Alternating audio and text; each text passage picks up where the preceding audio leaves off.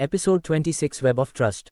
अयान ने डीडी के लिए एक शर्त रखी थी कि वो उसे अपने लीगल काम का सबूत दे, तभी वो उसके साथ काम करेगा। इधर आरोही रूम में लॉक्ड हो चुकी थी। अयान रूम के बाहर खड़ा था, उसे समझ नहीं आ रहा था कि कैसे इसे खोले। कमरे के अंदर ऑक्सीजन कम हो रही थी और आरोही का दम घुटने लगा था। गेट पूरी तरह इलेक्ट्रॉनिक था और सिस्टम फेल हो चुका था। अब एक ही रास्ता था, गेट तोड़ना। अयान ने इधर उधर देखा और पास में पड़ी एक भारी लोहे की रोड उठा ली। बिना समय गंवाए उसने पूरा दम लगाकर ग्लास पर जोरदार वार किया। पहला वार सिर्फ एक दरार, दूसरा वार दरार गहरी हो गई, तीसरा वार धड़ाम, पूरा गेट टूटकर नीचे गिर पड़ा। अयान ने झट से अंदर जाकर आरोही को सहारा दिया। उसका चेहरा उतरा हुआ था, सांसें तेज हो रही थीं। उसने धीरे से आरोही का चेहरा थपथपाया। आरोही, आंखें खोलो। आरोही ने धीरे से आंखें खोली। अयान का धुंधला चेहरा नजर आया। अयान ने पानी की बोतल खोली और उसके होठों से लगाए। क्या तुम ठीक हो? अयान ने बेहद प्यार से पूछा। आरोही ने हाँ में सिर हिला दिया। उसे यकीन नहीं हो रहा था कि इतनी बड़ी कंपनी के मालिक उसे इस तरह ट्रीट करेगा। आरोही की आंखों में थोड़ी झिझक थी, फिर भी उसने अयान की तरफ देखते हुए बोला, आपने मेरे लिए इतनी तकलीफ उठाई, क्यों? इसकी बात सुनकर अयान पहले तो हल्का सा मुस्कुराया। आरोही, तुम मेरी एम्प्लॉय हो, तुम्हारी सेफ्टी मेरी प्रायोरिटी है। इन्फेक्टेड तुम या कोई और भी होता तब भी मैं यही करता, अयान ने गंभीरता से कहा। आरोही, जो अब तक अयान से बदला लेना चाहती थी, उसके खिलाफ साजिशें रच रही थी, वो चौंक गई। उसे एहसास हुआ कि अयान वैसा नहीं है जैसा उसने सोचा था। उसकी आंखों में नफरत की जगह अब कुछ और था। उसकी आंखों में एहसानमंदी और शर्मिंदगी थी। आज उसका नजरिया बदल चुका था। चलो मैं तुम्हें घर छोड़ देता हूँ, अयान ने उठते हुए कहा और आरोही के आगे हाथ बढ़ा दिया। आरोही उकसा सहारा लेते हुए खड़ी हुई और दोनों ऑफिस से बाहर निकल गए। अगली सुबह अयान अपने कॉलेज के कॉरिडोर में बैठा था, तभी रवि वहां आया और उसे उसका फ़ोन देते हुए बोला, ये ले, मीरा की दोस्त साक्षी ने दिया है। और मीरा कहाँ है? अयान ने फ़ोन लेते हुए कहा। वो कॉलेज नहीं आई, रवि ने कहा और अपनी क्लास के लिए चला गया। ये सुनकर अयान ने डूबते सूरज की तरफ देखा और गहरी सांस लेकर अपनी आंखें बंद कर ली। उसे मीरा की फिक्र हो रही थी। वो उससे मिलने चाहता था। उधर मीरा भी अपने कमरे में बेड के ऊपर पैर समेट कर बैठी थी। उसके दिल में एक हो ख्याल आ रहा था कि अयान ने उसके नाम का पासवर्ड क्यों डाला है। इसका बात का जवाब तो उसे अयान से मिलने के बाद ही मिलेगा। इधर दीदी अपने आलीशान पेंट हाउस की बालकनी में खड़ी थी, हाथ में वाइन का ग्लास और चेहरे पर गहरी सोच के भाव। उसके सामने राजीव बैठा था, एक चतुर बिजनेसमैन की तरह जिसे हर डील की कीमत पता थी। दीदी, आपको बस उस एक कॉन्ट्रैक्ट के लिए कुछ लीगल डिटेल्स अयान को देने हैं, राजीव ने सिगार सुलगाते हुए नरमी से कहा। दीदी ने उसकी तरफ देखा और कहा, तुम अच्छी तरह जानते हो कि दीदी किसी के आगे नहीं झुकती। मैं झुकने को नहीं कह रहा हूँ, मैं सिर्फ ये कह रहा हूँ कि एक कॉन्ट्रैक्ट लीगल तरीके से कर लीजिए, उसके बाद मैं अयान का कोई ना कोई जुगाड़ कर दूंगा, राजीव ने रिक्वेस्ट करते हुए कहा। दीदी ने अपना ग्लास टेबल पर रखा और कुर्सी पर झुककर राजीव की आंखों में देखा। बेवकूफ़ समझा है मुझे? ये कहते हुए उसकी आंखों में गुस्सा था। लेकिन राजीव आत्मविश्वास से मुस्कुराया। ये आप कैसी बातें कर रही है? आप सिर्फ ये सोचिए कि अगर अयान की कंपनी आपको दोबारा कॉन्ट्रैक्ट देती है तो आपके प्रोजेक्ट्स को कितना फ़ायदा होगा। बाकी का खेल मुझ पर छोड़ दीजिए। राजीव हर मुमकिन कोशिश कर रहा था कि वो उसे राजी कर ले, क्योंकि अगर दीदी से एक भी डील कैंसिल्ड हुई तो राजीव को आगे के लिए बिजनेस में टिकना भारी पड़ जाएगा। और ये बात वो बहुत अच्छे से जानता था। दीदी कुछ देर तक सोचती रही, फिर उसने एक गहरी सांस ली और धीरे से कहा, योर टाइम ओवर, तुम जा सकते हो, दीदी ने कहा और वहां से चली गई। सारे जिद्दियों का पाला मुझसे ही पड़ता है, कहते हुए राजीव ने टेबल पर हाथ मारा। 3 दिन गुजर चुके थे। कॉलेज का माहौल हमेशा की तरह था, लेकिन अयान के लिए नहीं। उसके लिए ये 3 दिन किसी सज़ा से कम नहीं थे। मीरा कॉलेज नहीं आई थी और अयान के मन में अजीब सी बेचैनी थी। क्या हुआ होगा उसे? उसने खुद से पूछा। वो अपनी क्लास खत्म करके लाइब्रेरी की तरफ बढ़ ही रहा था कि तभी उसकी जेब में कंपन हुआ। फ़ोन स्क्रीन पर एक नाम चमक रहा था, मीरा। उसका दिल जोर से धड़कने लगा। उसने जल्दी से कॉल रिसीव की। हेलो। दूसरी तरफ कुछ देर तक खामोशी रही, फिर मीरा की हल्की मगर गंभीर आवाज़ आई। तुम कहाँ हो? कॉलेज में, अयान ने तुरंत जवाब दिया। तुम 3 दिन से कहाँ थी, मीरा? ये ज़रूरी नहीं है। मीरा की आवाज़ में एक अलग सा ठहराव था। मैं तुमसे मिलना चाहती हूँ, अभी। अयान के चेहरे पर एक लंबी मुस्कान, फिर माथे पर शिकन आ गई। क्या हुआ? सब ठीक तो है? मीरा कुछ सेकंड चुप रही, फिर हल्की सी ठहरी हुई आवाज़ में बोली, बस एक सवाल का जवाब चाहिए तुमसे। मैं मरीन ड्राइव पर हूँ, आ सकते हो? अयान बिना देर किए बोला, मैं आ रहा हूँ। मीरा ने फ़ोन काट दिया और गहरे पानी की ओर देखते हुए सोचने लगी, क्या जो मैं सोच रही हूँ वो सच है? समुद्र किनारे टकराते लहरों के बीच एक सवाल मीरा के मन में हलचल के रहा था। अयान तेजी से भागते हुए समुद्र किनारे पहुंचा। मीरा वहां खड़ी थी, नीले आसमान के नीचे, तेज हवाओं में उसके बाल उड़ रहे थे। उसकी आंखें कुछ ढूंढ रही थीं, शायद जवाब। अयान उसके पास गया और नर्म लहजे में बोला, मीरा, अचानक मिलने की क्या बात थी? तुम ठीक तो हो? उद्धरण चिन्ह। मीरा ने उसकी आंखों में सीधे देखते हुए कहा, तुमने अपने फ़ोन में मेरे नाम का पासवर्ड क्यों लगाया है, अयान? अयान कुछ पल के लिए चौंक गया। उसने ऐसा कभी नहीं सोचा था कि मीरा उससे ये सवाल डायरेक्ट पूछेगी। वो कुछ कहता, इससे पहले मीरा फिर बोल पड़ी, मैं सोच रही थी कि तुम मेरी मदद कर रहे हो, लेकिन अब मुझे समझ नहीं आ रहा कि ये सब सिर्फ मदद थी या कुछ और। अयान की धड़कनें तेज हो गईं। वो चुप था, पर उसकी आंखें बहुत कुछ कह रही थीं। मीरा ने धीरे से कहा, क्या मैं तुम्हारे लिए सिर्फ एक दोस्त थी? उद्धरण चिन्ह। अयान ने गहरी सांस ली। उसने नीचे देखा, फिर मीरा की आंखों में झांका। उसकी आंखों में सच्चाई थी। मीरा, मैं नहीं चाहता था कि तुम ये ऐसे जानो, लेकिन हाँ, तुम सिर्फ एक दोस्त नहीं थी, कभी नहीं थी। मीरा के चेहरे पर हल्की हैरानी थी। लहरें किनारों से टकरा रही थीं, जैसे वो भी इस राज के खुलने की गवाह बन रही हों। अब समुद्र की लहरें मीरा के पैरों से टकरा रही थीं, पर उसका ध्यान सिर्फ अयान की बातों पर था। हवा में ठंडक थी, लेकिन उसके दिल की धड़कनें तेज थीं। तुम सिर्फ एक दोस्त नहीं थी, कभी नहीं थी। अयान के शब्द मीरा के कानों में गूंज रहे थे। मीरा ने एक पल के लिए अपनी आंखें बंद की, जैसे खुद को इस सच को समझाने का मौका दे रही हो। फिर उसने धीरे से कहा, तो तुम मुझसे प्यार करते हो? अयान ने बिना कुछ कहे सिर झुका लिया। उसने जवाब नहीं दिया, पर उसकी खामोशी ही सबसे बड़ा जवाब थी। मीरा ने उसकी तरफ देखा, उसकी आंखों में अब भी सवाल थे। तो फिर तुमने कभी बताया क्यों नहीं?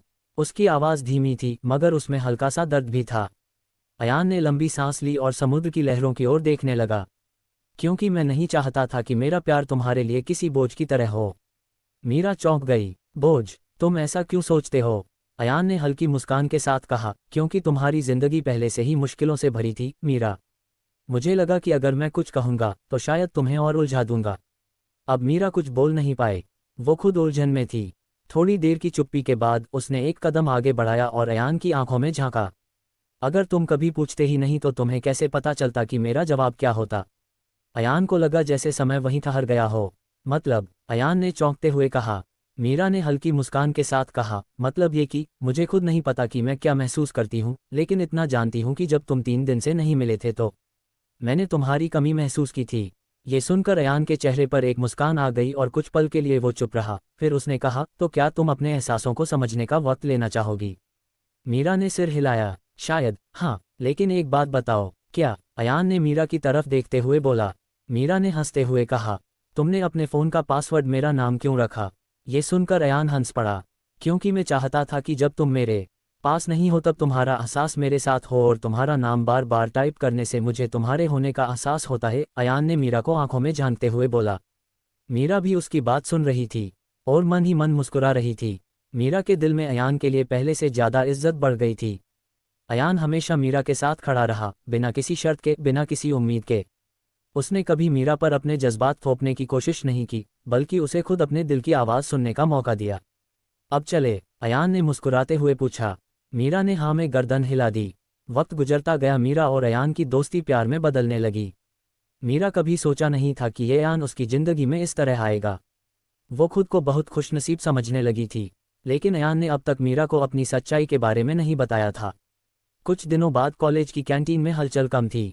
ज़्यादातर स्टूडेंट्स अपनी क्लास में जा चुके थे, लेकिन एक टेबल पर 2 लोग अब भी बैठे थे, वो थे अयान और मीरा। अयान के चेहरे पर हल्की सी मुस्कान थी, उसकी आंखों में मीरा के लिए वही पुरानी गर्मजोशी झलक रही थी। मीरा सामने बैठी अपनी कॉफ़ी में चम्मच घुमा रही थी, पर उसका ध्यान पूरी तरह अयान की बातों पर था। अयान हल्के हल्के हंसते हुए कुछ कह रहा था और मीरा उसकी बातों पर मुस्कुरा रही थी।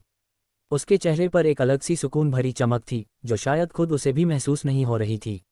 लेकिन दूर एक और टेबल पर कोई बैठा था जो ये सब देखकर बेचैन हो रहा था। वो थी रिद्धिमा। रिद्धिमा की मुट्ठियां भिंच रही थी, उसकी आंखों में जलन साफ दिखाई दे रही थी। उसने सोचा था कि वो अयान को वापस से जाल में फंसा लेगी, लेकिन यहाँ कुछ और ही मामला था।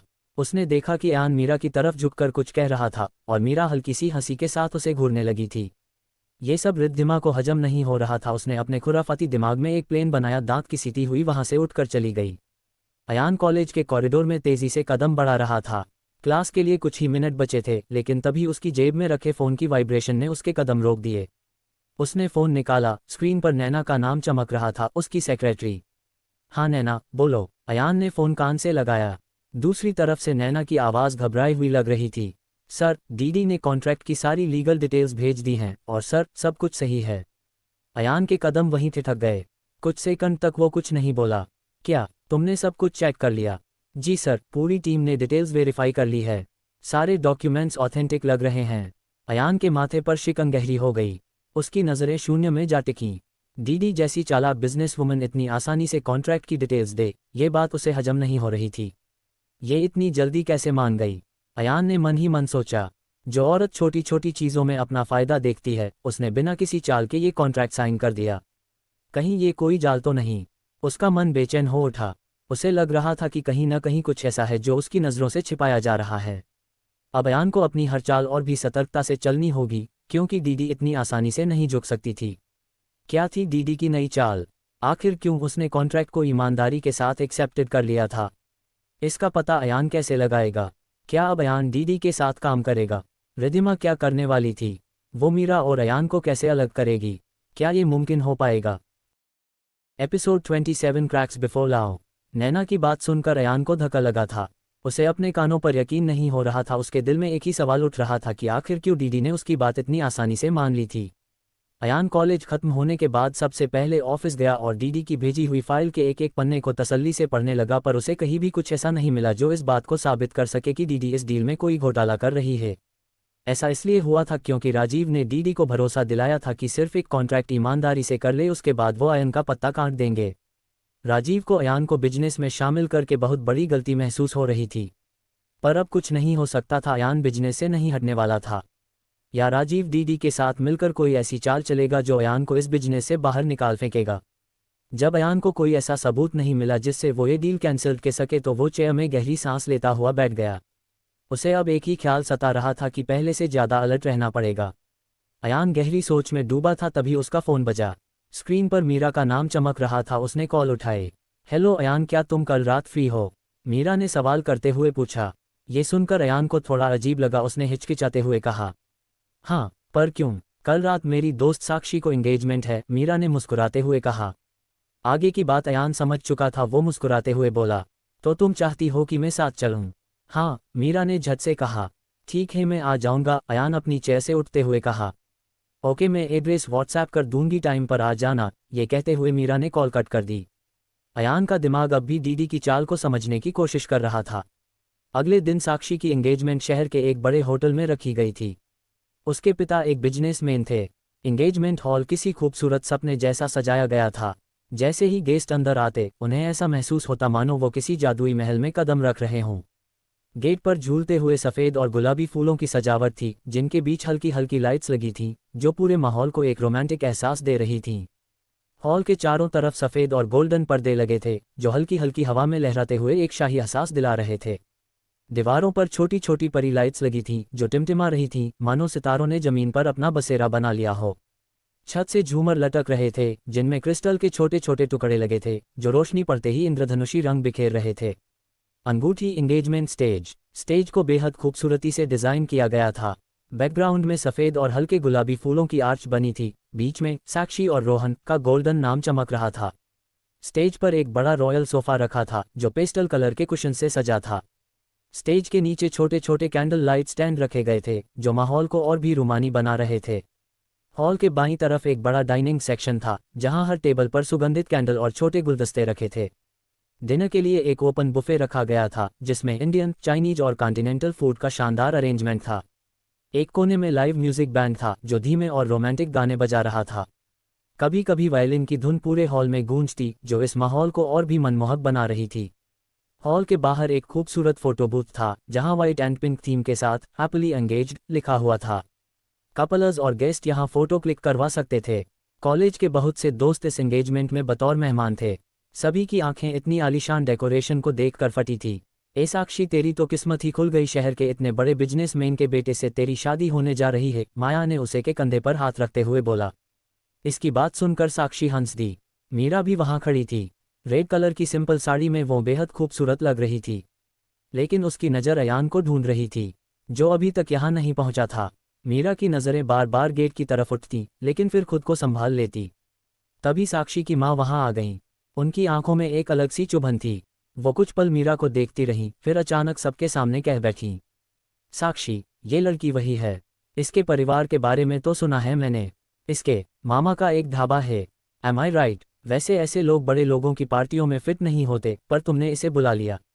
कोई बात नहीं। साक्षी की मां रीना के स्वर ने मीरा को अंदर तक झिंझोड़कर रख दिया। मीरा का चेहरा एकदम उतर गया। उसके हाथों में पकड़ा जूस का गिलास हल्के से कांपा, लेकिन उसने खुद को संभाला। आसपास खड़े कुछ दोस्त भी असहज महसूस करने लगे। किसी को समझ नहीं आया कि कैसे रिएक्ट करें। मम्मी, आप शायद गलत समझ रही हैं।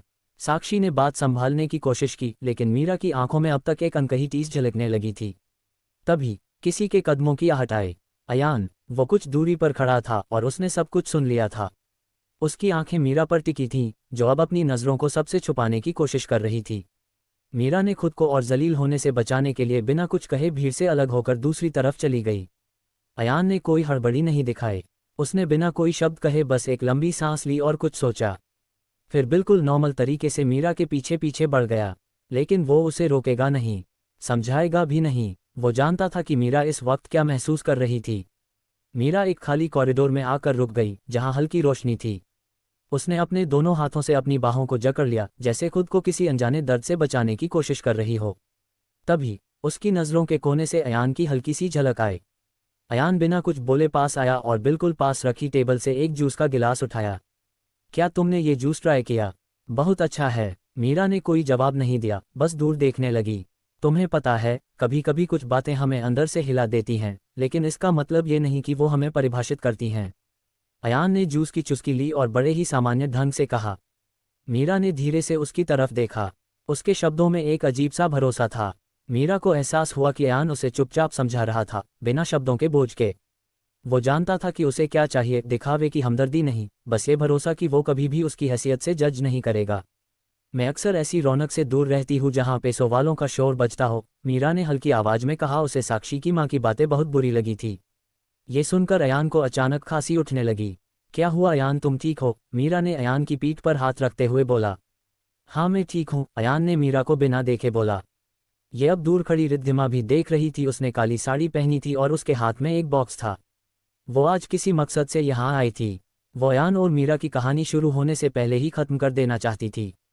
अयान की खांसी की वजह थी कि अगर मीरा को उसकी सच्चाई के बारे में पता चलेगा तब क्या होगा। क्या होगा जब मीरा को पता चलेगा कि अयान एक बिजनेसमैन है।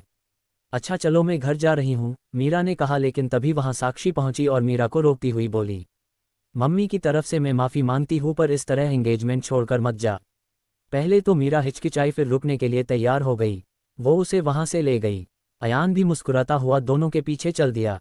एंगेजमेंट की रस्म शुरू हुई। साक्षी और रोहन ने एक दूसरे को रिंग पहनाए और मुबारकबाद और तालियों का शोर पूरे हॉल में गूंजने लगा।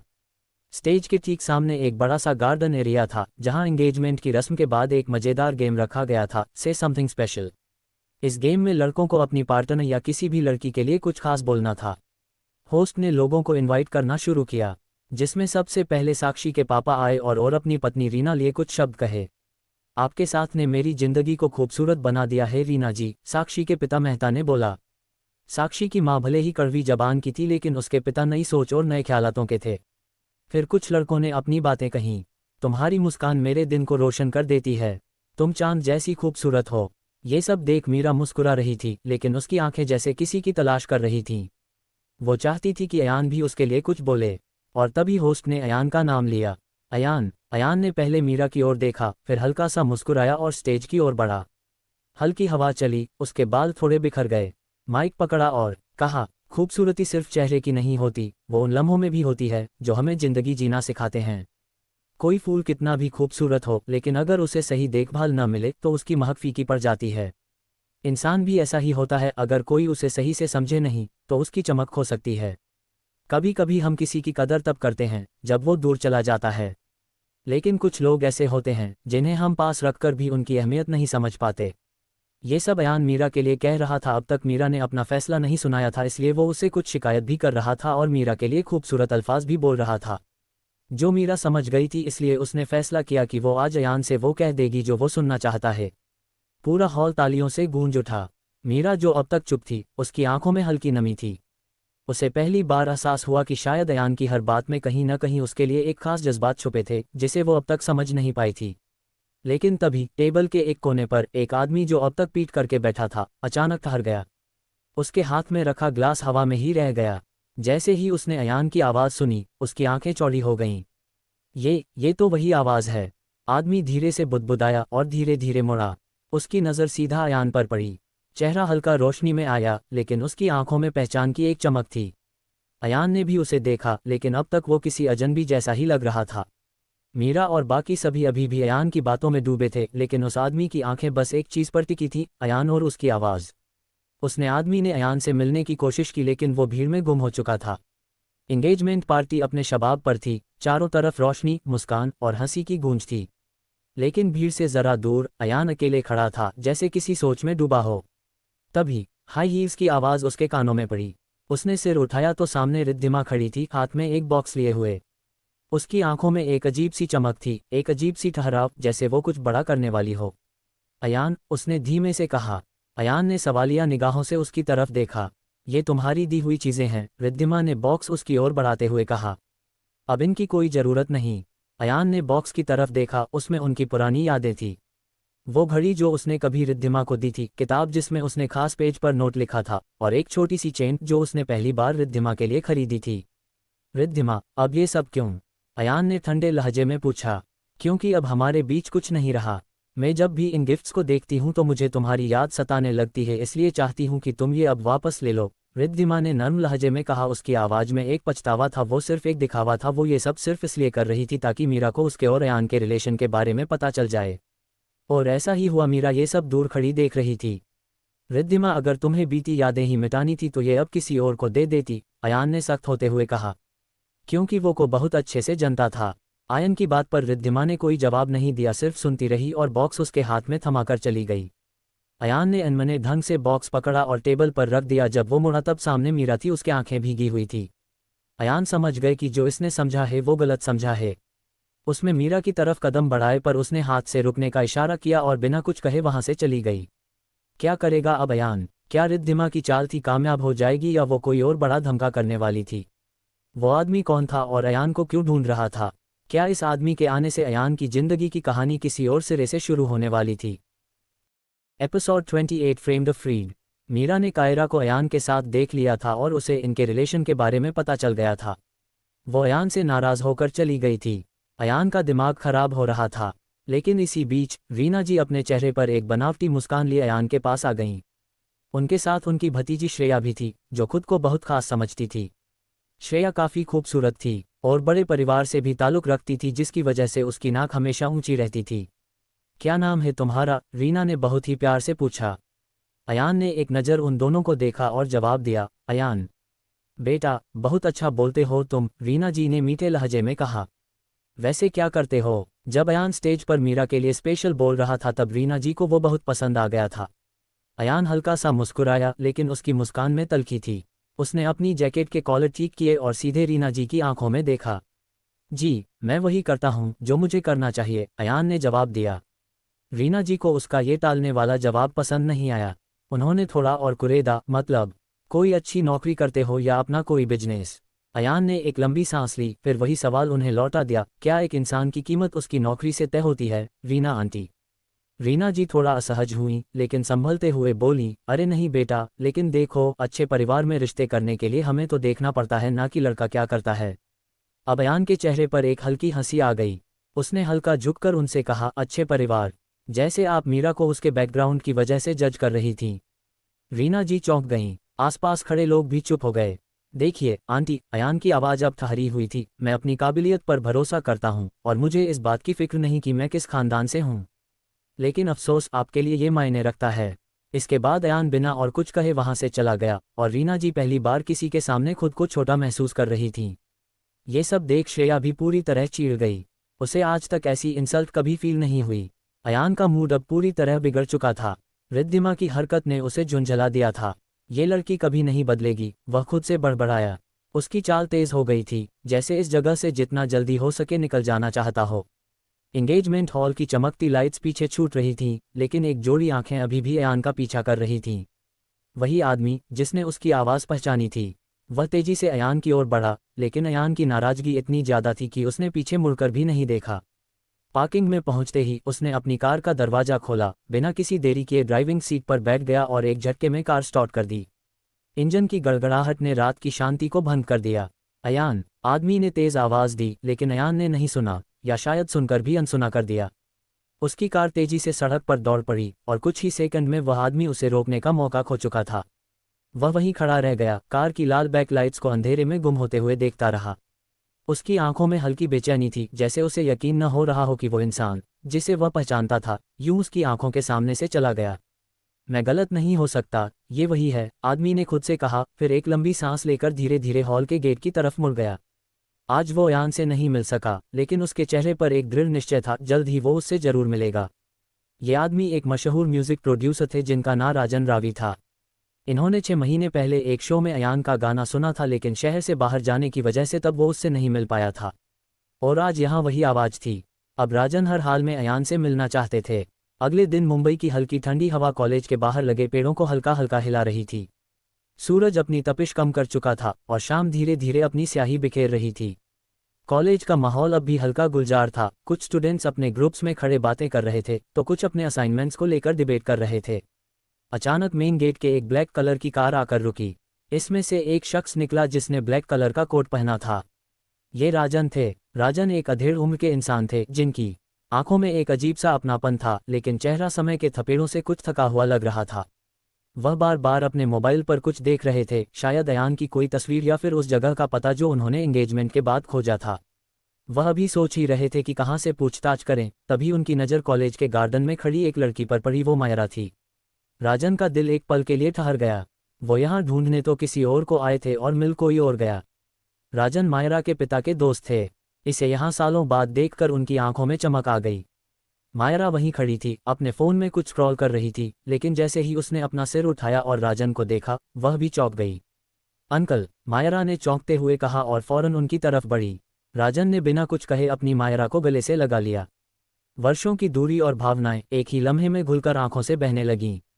कैसी हो बेटा? राजन ने हल्की सी हंसी के साथ उसके सिर पर हाथ फेरते हुए कहा। मैं ठीक हूँ अंकल, अचानक यहाँ कैसे? मायरा अब भी हैरान थी। राजन ने एक लंबी सांस ली और कहा, मैं यहाँ अयान से मिलने आया हूँ, क्या तुम जानती हो उसे? अयान? मायरा ने चौंकते हुए कहा। राजन ने सिर हिलाया। हाँ, मैंने उसे एंगेजमेंट में स्टेज पर बोलते सुना था। उसकी आवाज़ मैंने कहीं और भी सुनी थी, एक ऐसी आवाज़ जिसे मैं भूल नहीं सकता था। उसी दिन मैंने तय कर लिया कि मुझे उससे मिलना है। मैंने बहुत कोशिश की, लेकिन वो वहाँ से चला गया था। फिर मैंने उसका पता निकाला और यहाँ आ पहुँचा। मायरा ने गहरी सांस ली। वह कुछ पल तक चुप रही, फिर एक फीकी मुस्कान के साथ बोली, अंकल, आपने आने में शायद देर कर दी है। राजन थोड़ा चौंके। देर से? क्या मतलब? मायरा ने उन्हें पास की बेंच पर बैठने का इशारा किया। दोनों वहां जाकर बैठे। हल्की हवा चल रही थी, जिससे आसपास के पेड़ों के पत्ते सरसराने लगे थे। अयान अब कभी नहीं गाएगा अंकल? राजन का चेहरा उतर गया। क्या? हाँ, वो गाना छोड़ चुका है। मायरा की आवाज़ में अजीब सा खालीपन था। राजन ने थोड़ा रुक कर पूछा, लेकिन क्यों? एक इंसान अपनी पहचान, अपना सपना, अपनी आत्मा को ऐसे कैसे छोड़ सकता है?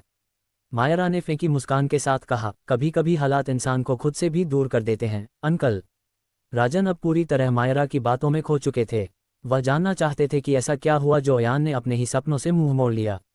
मायरा ने अयान की पूरी कहानी राजन के सामने रख दी, क्योंकि वो मायरा ही थी जिसकी वजह से अयान का सपना टूटा था और इसने अयान की पूरी डायरी पढ़ी थी। हाँ, मायरा ने एक बात राजन से छिपाई थी और वो था खुद का नाम। मायरा ने राजन को ये नहीं बताया था कि जिस लड़की ने उस पर इल्ज़ाम लगाया था वो और कोई नहीं बल्कि खुद मायरा ही थी। मायरा ने आगे बताया, अयान का सबसे बड़ा सपना था एक मशहूर सिंगर बनना। उसकी ज़िंदगी सिर्फ सुरों में बसती थी, लेकिन फिर उसके साथ ऐसा कुछ हुआ जिसने उसके सारे ख्वाब चकनाचूर कर दिए। वो ये सब बताए जा रही थी और खुद को मन ही मन कोसे जा रही थी। राजन गौर से सुनते रहे, फिर बोले, कोई बात नहीं, ये सब उसका अतीत है। मैं फिर भी उससे मिलना चाहूँगा और अपने करियर की नई शुरुआत करने के लिए कहूँगा। ये सुनकर मायरा के चेहरे पर एक खुशी की लहर आ गई, क्योंकि अयान की डायरी पढ़ने के बाद उसने फैसला किया था कि वो उसके ड्रीम से उसे वापस मिलाएगी और अब मौका सामने से चलकर आया था, तो वो कैसे जाने दे सकती थी। तुम अयान को मेरा कार्ड दे देना, राजन ने अपना कार्ड मायरा की तरफ बढ़ाते हुए बोला। मायरा ने एक बार सोचा, फिर कार्ड ले लिया। राजन मायरा को गुड बाय बोलकर चले गए। रात के 10 बज रहे थे। कॉलेज की लाइब्रेरी लगभग खाली हो चुकी थी, लेकिन उसके अंदर बने रीडिंग रूम में अब भी एक शख्स मौजूद था, वो था अयान। कमरे में हल्की रोशनी थी। एक तरफ लंबी लंबी लकड़ी की शेल्फ में किताबें करीने से रखी थीं और दूसरी तरफ एक बड़ी खिड़की थी जिससे ठंडी हवा अंदर आ रही थी। अयान एक कोने में बैठा था, उसके सामने खुली किताब पड़ी थी, लेकिन उसका ध्यान कहीं और था। उसके मन में सिर्फ मीरा घूम रही थी। मीरा को जो गलतफहमी हो गई थी, वो उसके लिए सबसे बड़ी तकलीफ थी। उसने कभी सोचा भी नहीं था कि मीरा उसकी नीयत पर शक कर सकती है। वो उसे कुछ समझाने की कोशिश भी करता, लेकिन मीरा ने तो जैसे उसकी आवाज़ सुनने से ही इनकार कर दिया था। अयान ने गहरी सांस ली और सिर झुका लिया। तभी रीडिंग रूम के दरवाजे से किसी की हील्स की आवाज़ गूंजती है। अयान ने नज़रें उठाईं और दरवाजे पर खड़ी रिद्धिमा को देखा। अकेले बैठे हो? रिद्धिमा ने मुस्कुराते हुए अंदर आई। अयान ने कोई जवाब नहीं दिया। उसकी आंखें फिर किताब की तरफ चली गईं। बहुत कुछ बदल गया है ना? रिद्धिमा ने सामने की कुर्सी खींची और बैठते हुए कहा। अयान ने किताब बंद कर दी। अगर सब कुछ बदल गया होता तो तुम अब तक मेरे सामने क्यों हो? रिद्धिमा हल्का सा हंसी। वाह, आज भी वैसे ही ताने मारना पसंद करते हो जैसे पहले करते थे। अयान ने कोई प्रतिक्रिया नहीं दी। उसे रिद्धिमा से कोई बात नहीं करनी थी, लेकिन रिद्धिमा उसे इतनी आसानी से जाने नहीं देना चाहती थी। याद है जब हम पहली बार साथ लाइब्रेरी आए थे? रिद्धिमा ने पुरानी बात छेड़ी। अयान चुप रहा। तुमने कहा था कि किताबें पढ़ना तुम्हें पसंद नहीं, लेकिन मेरे कहने पर तुमने एक पूरी किताब पढ़ी थी। रिद्धिमा हंसते हुए बोली, और वो भी रोमांटिक नॉवेल। अयान को सच में वो दिन याद आ गया था। तब वो दोनों एक दूसरे के काफ़ी करीब थे। रिद्धिमा हमेशा उसे कुछ नया करने के लिए मजबूर कर देती थी और अयान उसकी जिद के आगे अक्सर हार मान जाता था। लेकिन अब हालात बदल चुके थे। तुम आज भी वहीं अटकी हो रिद्धिमा। मैं अब वो अयान नहीं रहा जो तुम्हारी बातों में फिसल जाऊं, अयान ने ठंडे स्वर में कहा।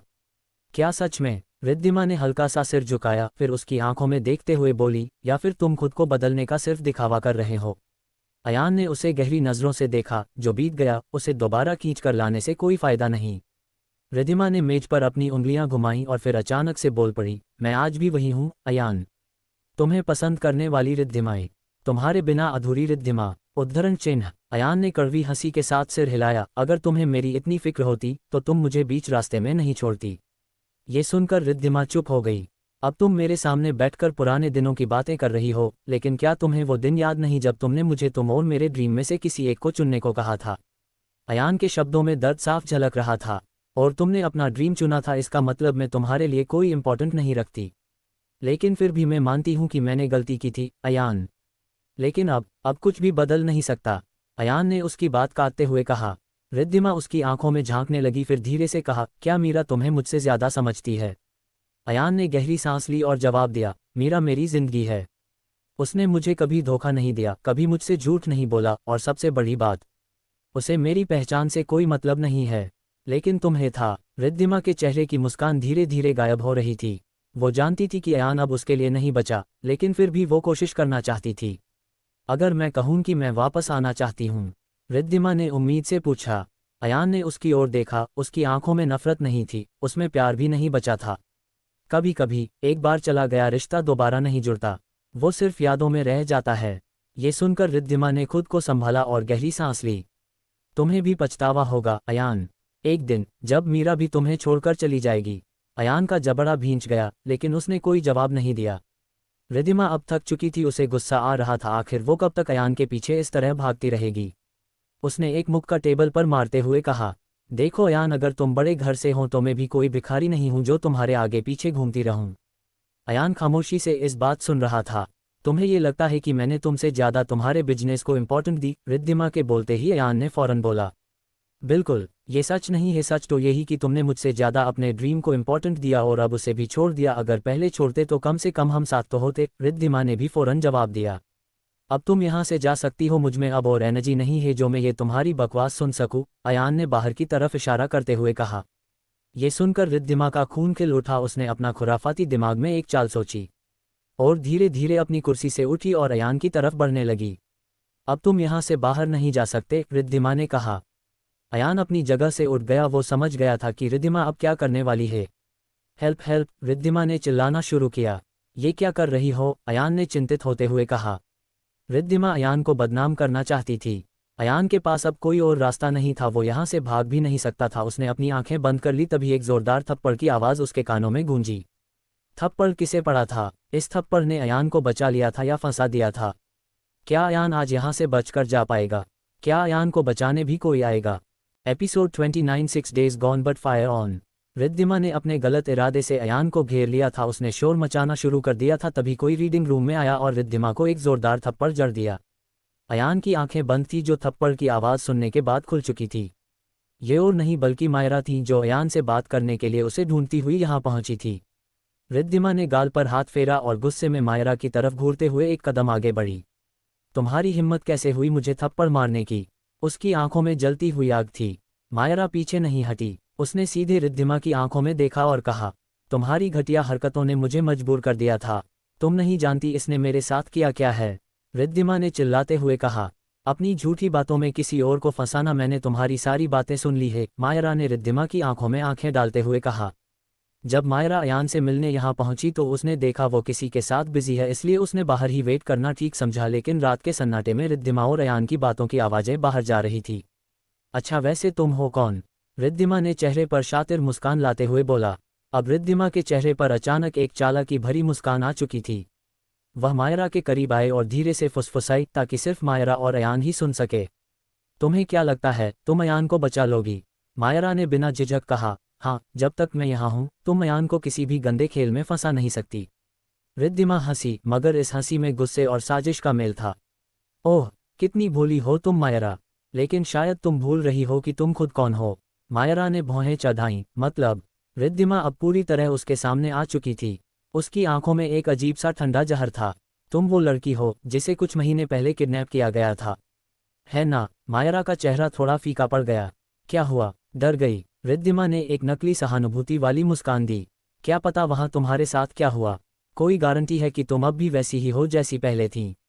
ये सुनकर अयान का चेहरा एकदम सख्त हो गया, क्योंकि अयान ने उसे खुद ही किडनैप करवाया था और वो भी जानता था वहां ऐसा कुछ नहीं हुआ था जैसा कि रिद्धिमा अपने गंदे दिमाग में ख्याल बना रही थी। मायरा ने गहरी सांस ली। उसकी उंगलियां मुट्ठी में भींच गईं। रिद्धिमा, अपनी जुबान संभालो, अयान ने सख्त आवाज में बोला। क्यों? सच सुनकर मिर्ची लग रही है। रिद्धिमा ने मायरा की तरफ देखा। तुम्हारी खुद की इज्जत का ठिकाना नहीं और चली हो दूसरों को प्रोटेक्ट करने। मायरा को ऐसा लगा जैसे किसी ने उसके जख्मों पर नमक छिड़क दिया हो। कुछ पल के लिए मायरा सहम गई, लेकिन अगले ही पल उसने अपनी हिम्मत बांधी और कहा, तुम्हारी सोच तुम्हारे जैसे गिरे हुए इंसान तक ही सीमित है। तुम्हें लगता है कि किसी लड़की का सम्मान सिर्फ उसकी इमेज से तय होता है, मगर तुम्हारी अपनी इमेज ही इतनी गिरी हुई है कि तुम्हें दूसरों को गिराने की जरूरत पड़ती है। रिद्धिमा का चेहरा गुस्से से तमतमा गया। मुझे तुमसे बहस नहीं करनी मायरा, मैं जिस काम से आई हूं वो करके ही जाऊंगी, रिद्धिमा ने मुंह बनाते हुए कहा। अच्छा, मैं भी देखती हूँ तुम अपने नापाक इरादों को कैसे अंजाम देती हो, मायरा ने हाथों को फोल्ड करते हुए बोल।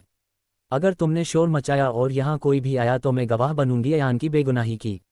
मैं लोगों से कहूंगी कि अयान यहाँ मेरे साथ था, मायरा ने रिद्धिमा की आंखों में आंखें डालते हुए कहा।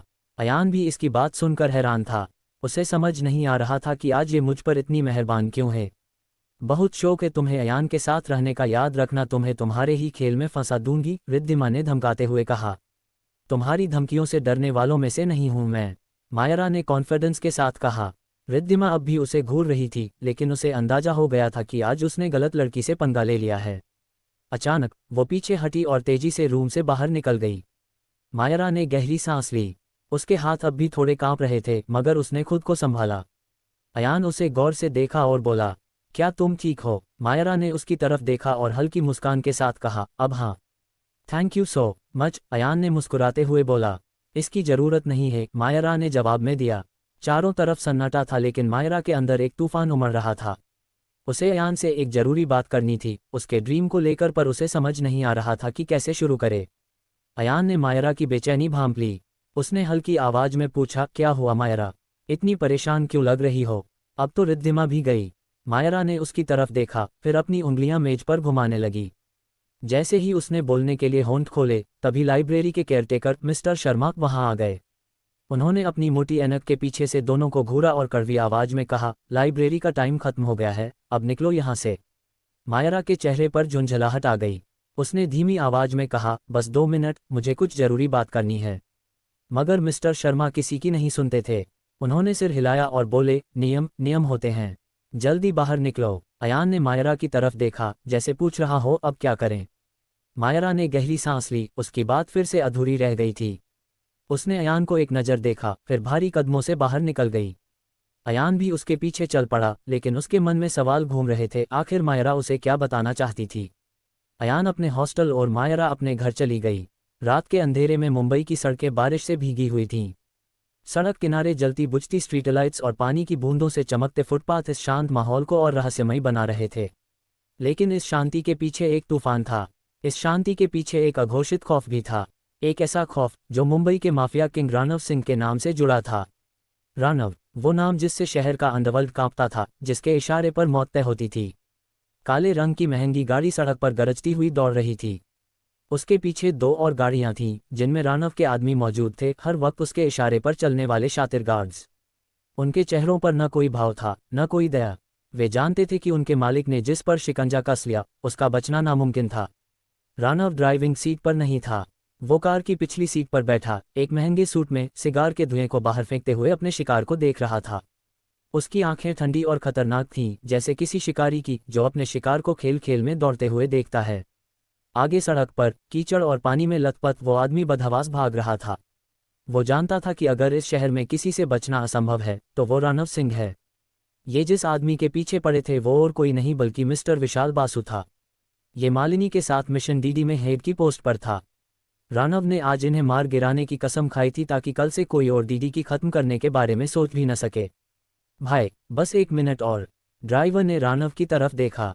राणव ने धीरे से गर्दन घुमाई, सिगार का आखिरी कश लिया और खिड़की से बाहर फेंक दिया। रोक दो गाड़ी। गाड़ी के ब्रेक चरमराए और वो आदमी घबराकर पीछे मुड़ा।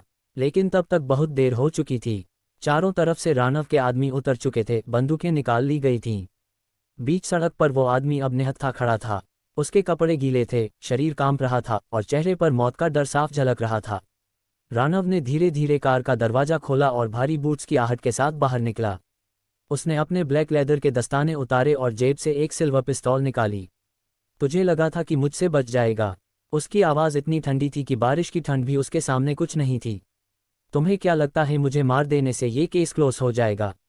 विशाल में हिम्मत जुटाते हुए कहा। उसकी सांसें तेज थी, वो जख्मी हालत में था, लेकिन उसकी जुबान में अभी भी एक उम्मीद थी। मेरी पूरी टीम है। विशाल ने कुछ कहने के लिए मुंह खोला ही था कि एक पल की खामोशी। ठान्या, गोली सीधी उसके सीने में जा धंसी। वो आदमी झटके से पीछे गिरा, उसके मुंह से खून की धार फूट पड़ी। बारिश की बूंदें उसके खून में मिलकर सड़क पर बिखरने लगीं। राणव ने एक बार उसकी लाश पर नजर डाली और फिर अपनी पिस्तौल को जैकेट के अंदर डालते हुए कार की ओर बढ़ गया। पीछे से उसका एक आदमी बोला, भाई, लाश का क्या करें? राणव ने बिना पीछे देखे कहा, मुंबई की बारिश बहुत कुछ बहा ले जाती है, इसे भी ले जाने दो। फिर उसने गाड़ी में बैठते हुए ड्राइवर को इशारा किया और कार आगे बढ़ गई। पीछे एक लाश पड़ी थी जो अब सिर्फ एक नामहीन कहानी बन चुकी थी। कॉलेज कैंटीन में हलचल थी, लेकिन वहां बैठी मायरा के लिए सब कुछ थमसा गया था। टेबल पर पड़ा अखबार उसकी आंखों के सामने एक सच्चाई बयां कर रहा था, जिसे शायद पूरी दुनिया नज़रअंदाज कर सकती थी, लेकिन मायरा नहीं। शहर में फिर एक खौफनाक हत्या, माफिया गैंग का हाथ होने की आशंका। हेडलाइन मोटे अक्षरों में छपी थी। मायरा ने धीरे से कॉफ़ी कप उठाया, लेकिन जब होठों तक लाने लगी तो एहसास हुआ कि कॉफ़ी ठंडी हो चुकी थी। वह इतनी देर से इस खबर को पढ़ने और समझने की कोशिश कर रही थी कि उसे समय का कोई अंदाजा नहीं रहा।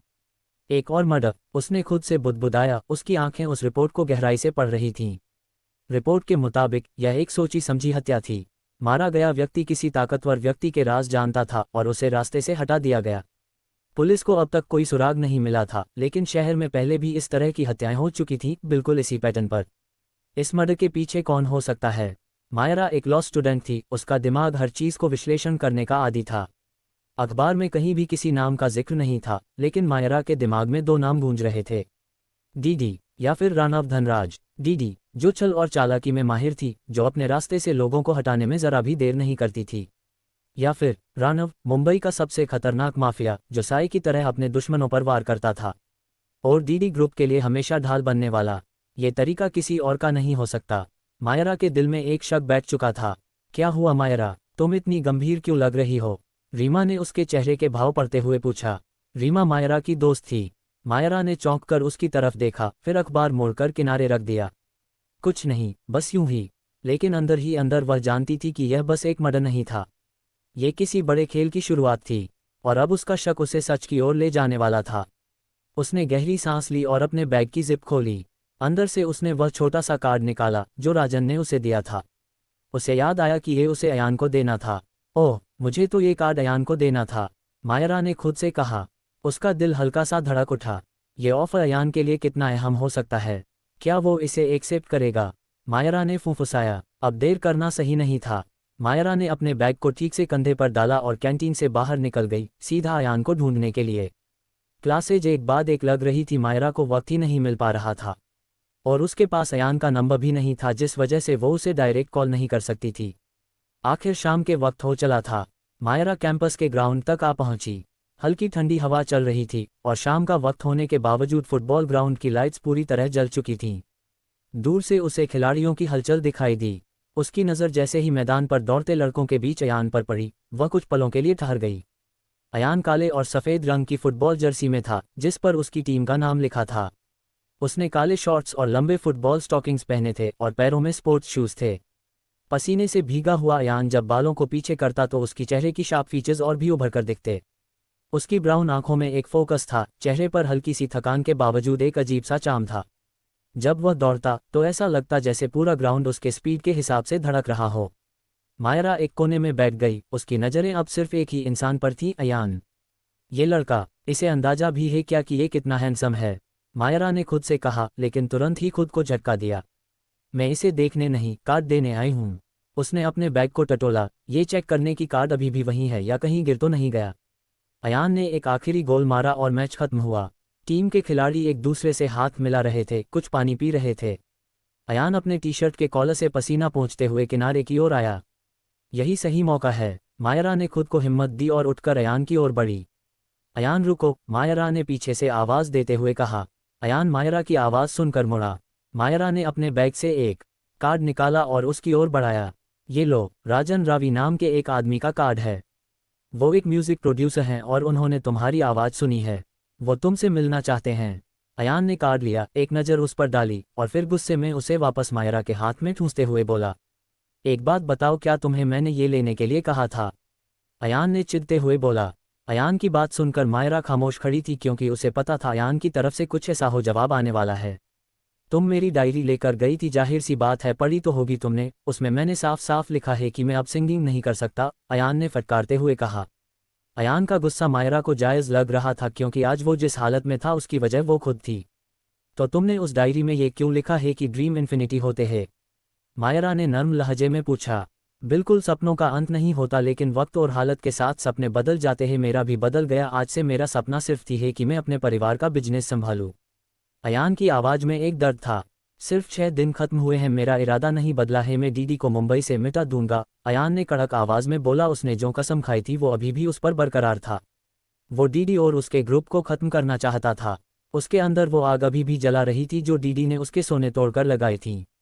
दोनों एक दूसरे को देख ही रहे थे कि अयान का फ़ोन बजा। उसने देखा स्क्रीन और उसके फ्लेवर हेरिटेज के मैनेजर का कॉल था। हेलो, अयान ने कहा, लेकिन उधर से जो बात उसके मैनेजर ने कही उसे सुनकर अयान का चेहरा सफ़ेद पड़ गया। अयान को उसके मैनेजर ने कॉल क्यों किया था? होटल क्या चल रहा था? मायरा अब क्या करेगी? क्या मायरा कोई दूसरा रास्ता निकलेगी? Episode 30 smile shifted. Myra Ayaan को समझा ही रही थी कि उसके मेजर निखिल की कॉल आ गई। उसने अयान को बताया कि रानव धनराज का कॉल आया था, वो आपसे मिलना चाहता है, और उसने धमकाते हुए कहा है कि अगर आप होटल में नहीं मिले तो वो किसी को छोड़ेगा नहीं। ये सुनकर अयान फौरन वहां से निकल गया। अयान ने रानव को ललकारा था कि उसे अगर होटल खरीदना है तो उसे अयान का कुत्ता बनना पड़ेगा। आज वो इसी का बदला लेने आ रहा था। फ्लेवर हेरिटेज होटल मुंबई की चमकती रात में, जहां शहर कभी नहीं सोता, वहां फ्लेवर हेरिटेज होटल के बाहर अचानक अंधेरा घिर आया। नहीं, ये बादलों का साया नहीं था, बल्कि रानव धनराज का काफिला था। 10 काली चमचमाती कारें, जिनकी हेडलाइट्स रात के अंधेरे को चीर रही थीं। होटल के सिक्योरिटी गार्ड्स पहले तो चौंके, फिर तुरंत अपनी पोजीशन लेने लगे, लेकिन उनके चेहरे पर चिंता की लकीरें साफ नजर आ रही थीं। यह कोई आम मेहमान नहीं था, यह मुंबई का सबसे खतरनाक माफिया था, जिसकी मौजूदगी ही तबाही का संकेत थी। जैसे ही पहली कार का दरवाजा खुला, रानव अपने ठेठ अंदाज में बाहर निकला। ब्लैक ट्रेंच कोट, आंखों पर डार्क शैड्स और होंठों के किनारे हल्की सी क्रूर हंसी। उसके पीछे पीछे उसके गार्ड्स, जो पूरी तरह से हथियारों से लैस थे। हर एक का चेहरा किसी पेशेवर हत्यारे से कम नहीं लग रहा था। होटल का माहौल पूरी तरह बदल चुका था। जो जगह कभी शांति और लग्जरी की मिसाल थी, वहां अब रानव के आदमियों की बंदूकें और आतंक का साया था। ग्राहकों को जबरन बाहर निकाल दिया गया, सिर्फ होटल स्टाफ और कुछ जरूरी लोग ही अंदर रह गए थे। रानव होटल के ग्रैंड हॉल में आकर बैठ गया था, काले कपड़े पहने, आंखों में वही क्रूर चमक। उसके चारों ओर उसके लोग खड़े थे, बंदूकें लोड की जा चुकी थीं। होटल का स्टाफ सहमे हुए एक कोने में खड़ा था और मीरा भी उनमें ही थी। रानव ने एक सिगार जलाया और मैनेजर की ओर देखा। कहाँ है तेरा मालिक? रानव ने गहरी आवाज में पूछा। निखिल थोड़ा घबराया हुआ था, लेकिन उसने हिम्मत जुटाई और बात संभालने की कोशिश की। अगर कोई बात है तो हम बैठकर कर सकते हैं। ये सुनकर रानव ने उसे बीच में ही रोक दिया। उसने अपनी जैकेट के अंदर हाथ डाला और एक गन निकालकर टेबल पर रख दी। फिर उसने पास खड़े अपने एक आदमी की तरफ देखा और इशारा किया। उस आदमी ने तुरंत आगे बढ़कर होटल के एक स्टाफ मेंबर का कॉलर पकड़ लिया। वह आदमी घबराकर कांपने लगा। रानव को हर हाल में अयान से मिलना था, वो वक्त बर्बाद नहीं करना चाहता था। बैठकर बातें सिर्फ सभ्य लोग करते हैं, और मैं सिर्फ अपनी शर्तों पर बात करता हूँ। रानव की आवाज़ अब ठंडी लेकिन खतरनाक थी। निखिल ने खुद को संभालते हुए कहा, देखो, शायद तुम्हें अरोड़ा की ताकत का पता नहीं है, वो चाहे तो तुम्हारा पूरा खानदान मिटा सकते हैं। उद्धरण चिन्ह। ये सुनकर रानव ने एक तिरछी मुस्कान दी और टेबल पर रखी गन को उंगलियों से घुमाया। आह, मैं तो तुम्हारी बातों से डर गया। सुन, मेरे पास टाइम नहीं है, जल्दी अपने मालिक को बुला, वरना। इतना कहकर उसने अपने आदमी को इशारा किया। उसके आदमी ने जिस स्टाफ मेंबर को पकड़ा था, उसे एक जोरदार घूंसा मारा। वह चीखते हुए नीचे गिर पड़ा। बाकी के स्टाफ में खलबली मच गई, लेकिन डर के मारे कोई हिल भी नहीं सका। मीरा, जो बाकी स्टाफ के साथ खड़ी थी, उसने होटल के मालिक को अब तक नहीं देखा था। उसे नहीं मालूम था कि जिसे रानव ढूंढ रहा है वो और कोई नहीं बल्कि अयान है। मीरा से ये सब देख नहीं जा रहा था। उसने आगे बढ़कर हिम्मत करते हुए बोला, ये सब गलत है। आपको अगर इस होटल के मालिक से कोई प्रॉब्लम है तो उसे बुलाए, इन लोगों पर हाथ उठाने का कोई हक नहीं है आपको। रानव ने उसकी तरफ देखा और हल्की हंसी हंसते हुए कहा, हिम्मत तो है तुझ में, लेकिन शायद अक्ल कम है। सुन लड़की, अगर तेरा मालिक आज नहीं आया तो ये सब लोग उसकी गलती की सजा भुगतेंगे। रानव कहता हुआ उसके सामने आ गया। रानव को अपने सामने देख मीरा घबरा गई। उसने अपनी गर्दन डर के मारे झुका ली। गुड गर्ल, रानव ने मीरा को देखते हुए कहा। अब रानव ने गुस्से में गन निकाली और सीधा मीरा के माथे पर रख दी। पूरे होटल में सन्नाटा छा गया। मीरा की सांसें तेज हो गईं, उसके चेहरे से खौफ साफ झलक रहा था। स्टाफ के बाकी लोग सहमे खड़े थे, किसी में हिम्मत नहीं थी कि कुछ कहे। अब आखिरी बार बोल रहा हूँ। रानव की आवाज़ गहरी और खतरनाक थी। बुलाओ उसे। किसी ने कुछ कहा भी नहीं था कि अचानक होटल के बाहर जोरदार टक्कर की आवाज़ गूंज उठी। सबकी निगाहें होटल के दरवाजे की ओर मुड़ गईं। बाहर खड़ी गाड़ियों में हलचल मच गई थी। दरअसल होटल के बाहर पहुंचते ही अयान को चारों तरफ रानव के लोग दिखने लगे थे। उसने अपनी कार तेज रफ्तार में घुमाई और सीधे होटल के बाहर खड़ी गाड़ियों में टक्कर मार दी। एक जोरदार आवाज़ गूंजी और वहां खड़े लोग तुरंत सतर्क हो गए। रानव के लोगों ने गन्स निकाल ली, लेकिन इससे पहले कि कोई कुछ समझ पाता, होटल का दरवाज़ा धड़ाम से खुला और अयान अंदर आ गया। उसकी सांसें तेज थीं, आंखों में गुस्सा साफ झलक रहा था। वो सीधा अपने कॉलेज से आ रहा था। उसने सिंपल वाइट शर्ट और ब्लैक डेनिम पहनी थी, बाल बिखरे हुए थे और चेहरा पसीने से हल्का गीला था। लेकिन उसकी मौजूदगी ही काफ़ी थी रानव को हिलाने के लिए। जैसे ही उसने एंट्री ली, उसकी नज़र सीधा मीरा पर पड़ी। उसका चेहरा डर से सफ़ेद हो चुका था और रानव की गन अब भी उसके माथे से सटी थी। अयान सर, थैंक गॉड आप आ गए। ये शब्द सुनकर रानव थोड़ा शॉक था, क्योंकि उसने नहीं सोचा था जिसे वो ढूंढ रहा है वो इस हालत में उसके सामने आएगा। अयान की आंखों में खून उतर आया। उसने बिना रुके कदम बढ़ाए और सीधा रानव के सामने खड़ा हो गया। अयान भले हो रानव से नहीं मिला था, लेकिन वो इसके चेहरे और हरकत दोनों से वाकिफ था। उसकी दुश्मनी तो पहले ही रानव से थी, लेकिन अयान की पार्वती से मुलाकात के बाद वो इस दुश्मनी और बदले की भावना को खत्म कर चुका था। लेकिन शायद उसकी किस्मत उससे कुछ और ही चाहती थी। वो अब डीडी ग्रुप के हर मेंबर की ताकत को काम करना चाहता था, ताकि इनके डर की वजह से किसी और का सपना कभी न टूटे। अयान ने गहरी नज़र से रानव को देखा, फिर बिना कुछ कहे मीरा के सामने खड़ा हो गया। अब गन सीधा अयान के माथे पर थी। रानव, जिसने अब तक अयान को देखा भी नहीं था, अचानक ठिठक गया। उसने सोचा था कि अयान कोई बिजनेसमैन जैसा दिखने वाला आदमी होगा, लेकिन सामने खड़ा इंसान उसकी उम्मीदों से बिल्कुल अलग था। रानव ने हल्की हंसी के साथ कहा, तो तू है अयान सिंह अरोड़ा? अयान ने एक नज़र चारों तरफ घुमाई। होटल के स्टाफ डरे हुए थे, मीरा सहमी हुई थी और निखिल अभी भी फ़ोन हाथ में पकड़े खड़ा था। फिर पूरे एटीट्यूड के साथ बोला, हाँ मैं हूँ अयान सिंह अरोड़ा। ये सुनकर मीरा के पैरों तले जैसे ज़मीन खिसक गई थी। उसने अपनी आंखों के सामने अयान को देखा था, लेकिन आज जो सामने खड़ा था वो वही अयान नहीं था जिसे वो जानती थी। उसकी आवाज़ जब गूंज कर आई, मैं हूँ अयान सिंह अरोड़ा, तो मीरा को लगा जैसे पूरी दुनिया अचानक उसके लिए ठहर गई हो। उसकी सांसें तेज हो गईं। अयान, होटल का मालिक, वो इंसान जिससे वो बेइंतहा प्यार करती थी, वो इतना बड़ा आदमी था। इतने दिनों तक उसने ये बात क्यों छुपाए? मीरा की आंखें सवालों से भर गईं। वो चाहती थी कि सब कुछ झूठ हो। काश ये सब कोई मजाक होता। काश अयान अभी हंसकर कह दे कि ये सब सिर्फ एक गलतफहमी है। लेकिन ऐसा नहीं हुआ। अयान वहीं खड़ा था, उसका चेहरा गंभीर था और रानव उसकी तरफ घूर रहा था। क्या मैं सिर्फ एक मजाक थी? क्या मेरी हैसियत सिर्फ एक वेटर की थी जिससे उसे कोई फर्क नहीं पड़ता था? मीरा ने खुद से सवाल किया, जिसे शायद अयान महसूस कर पा रहा था। वो जानता था कि इस बात से मीरा और उसके रिश्ते पर बहुत फर्क पड़ने वाला है, लेकिन अभी उसके पास और कोई दूसरा रास्ता नहीं था। मेरा दिल बेतहाशा धड़क रहा था। गुस्सा, तकलीफ, बेबसी, सभी जज्बात एक साथ उमड़ने लगे थे। उसने कभी नहीं चाहा था कि अयान कोई अमीर आदमी हो या उसका कोई बड़ा ओहदा हो। उसे तो बस उसका सच्चा प्यार चाहिए था।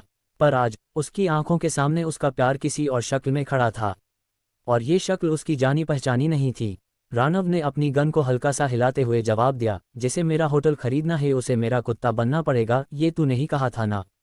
अयान की आंखों में गुस्से की लहर दौड़ गई। उसने बिना पलक झपकाए रानव को घूरा और कहा, हाँ कहा था, लेकिन शायद तुझे समझने में देर लग गई। पूरा होटल जैसे इस टकराव को महसूस कर रहा था। हर कोई बस ये देखने के इंतजार में था कि आगे क्या होगा। मीरा की सांसें भी अटक चुकी थीं। लगता है तू मेरे बारे में जानता नहीं है, रानव ने अयान के करीब जाकर गहरी आवाज में बोला। बहुत अच्छे से जानता हूं, तेरे जैसे भेड़िए को जो झुंड में शिकार करता है। अयान ने मुस्कुराते हुए कहा। ये सुनकर रानव का खून खोल उठा। रानव को अयान की ताकत का पता नहीं था, लेकिन अयान को रानव की हैसियत का पता था। वो कितना बड़ा माफिया और कितना बड़ा लोकल बिजनेसमैन था। रानव बिजनेस में इन्वॉल्व सिर्फ अपने पिता की वजह से था। आज तुझे बता ही देता हूं कि कौन भेड़िया और कौन शेर है। ये कहते हुए रानव ने अयान पर वार करने के लिए हाथ उठाया, पर अयान ने झट से उसे रोकते हुए बोला, किसी के घर में घुसकर उसी पर हाथ उठाना इतना आसान नहीं है। रानव के लिए कुछ मुश्किल नहीं, रानव ने कहा और अपने आदमियों को इशारा किया। रानव का इशारा मिलते ही उसके आदमी ने अयान को चारों तरफ से घेर लिया और बंदूकें तान दी।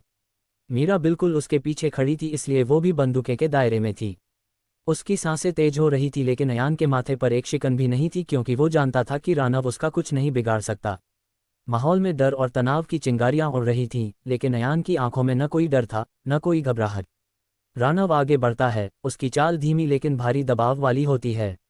वह अयान के सामने आकर रुकता है और आंखों में जहरीली हंसी लिए बोलता है, अब तो तुझे समझ आ गया होगा कि तेरे जैसे मुट्ठी भर पैसे वालों के लिए इस शहर में कोई जगह नहीं। यहाँ वही चलता है जिसकी आवाज़ सबसे ऊंची हो।